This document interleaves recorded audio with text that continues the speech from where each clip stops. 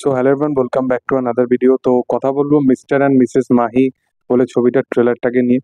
তো এই ছবিটা যেহেতু ধর্মা প্রোডাকশন হাউসের তরফ থেকে আসছে, তো সেহেতু করণ জোহারের যে একটা ভাইব থাকে বলিউডের টিপিক্যাল সিরিয়াস সাবজেক্টের উপরেও সেই ট্রিটমেন্টটাকে রাখা হয়েছে। এবং একদম প্রথমের যে যদি 1 থেকে 1.5 মিনিট যদি দেখো ট্রেলারটার মধ্যে, সেখানে ওই যে গানটা ইউজ করা হয়েছে যে দেখা তেনু পেহলি পেহলি বার বে, যেটা সোনু নিগমের একদম ফেমাস গান ছিল শাহরুখ খানের সিনেমায়, মেবি কাভি খুশি কাভি গামেরই ছিল। তো সেই গানটাকে এখানে দারুণভাবে ইউজ করা হয়েছে, তো সেখানে তাদের কেমিস্ট্রিটাকে ব্যাপক লাগছে। এবং এই ছবিটাতে জাহ্নবী কাপুরকে, ইভেন ট্রেলারেতেও আমার জাহ্নবী কাপুরকে কিন্তু বেশ ভালো লেগেছে, তাকে বেশ সেন্সিবল মনে হয়েছে। এবং এই কাহিনীটাতে মিস্টার অ্যান্ড মিসেস মাহি নামটা কেন, তার পিছনে যে রিজনটা, যে দুটো ক্যারেক্টার তাদের অ্যাকচুয়ালি নাম, দুজনের নামই মাহি। এবং মাহি নামটা খুব কমন, সেটা ছেলে মেয়ে দুজনেরই হতে পারে। এবং দুজনেরই বিয়ে হচ্ছে, এবং তারা একে মানে তাদের মধ্যে কিভাবে কেমিস্ট্রি ইকুয়েশন হচ্ছে সেটাও সুন্দর ওয়েতে দেখানো হয়েছে। এবং সাথে সাথে তারা দুজনেই ক্রিকেট পছন্দ করে।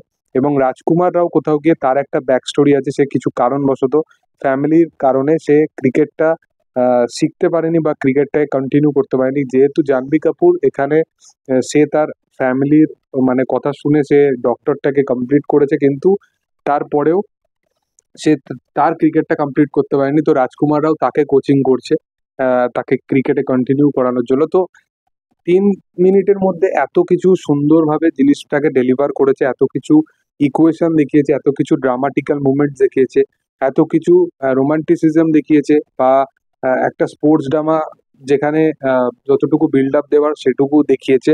এবং তার সাথে সাথে করণ জোহারের যে একটা মানে তড়কা থাকে, সেই জিনিসটাও এখানে পুরো ট্রেলারের মধ্যে রাখা হয়েছে। এবং জাহ্নবী কাপুর, রাজকুমার রাও দুজনকে কিন্তু ভালো লাগছে। রাজকুমার রাও অ্যাজ অ্যান অ্যাক্টর দারুণ, তার রিসেন্ট টাইমে শ্রীকান্ত দেখতেই পারো কি কাজ করেছে সে। এবং শুধু শ্রীকান্তই কেন নয়, শ্রীকান্ত যদি নাও আসতো তাও রাজকুমার রাও অ্যাজ অ্যান অ্যাক্টর দারুণ, কারণ তার এর আগেও অনেক কাজ এসছে।